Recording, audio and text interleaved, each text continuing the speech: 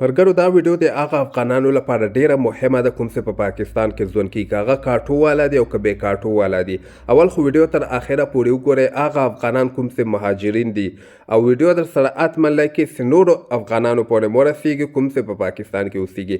تازه داسې خبر راغلی ده چې پنجشنبې په ورځ باندې تاسو خبر هم یاستئ په پاکستان کې الیکشن ورځ ده، 8 فبروري پنجشنبې په ورځ باندې د دوی الیکشن ده.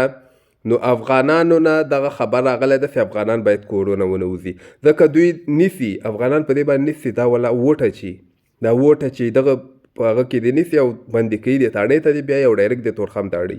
کاټو والا هم باید ضروري کار دې کني که نه، د افغانانو ضروري کار کني کوم چې په پاکستان کې اوسیږي، بیخي کور نه مه وځئ، دغه یو ورځ ګزاره وکئ، بیخي کور نه مه وځئ، او بغیر کاټو والا خو بیخي ونه خوځېږي، بیخي ونه خوځېږي. دا تازه خبر اوس په دې ساعت باندې راغی، ناوخته ټایم هم ده.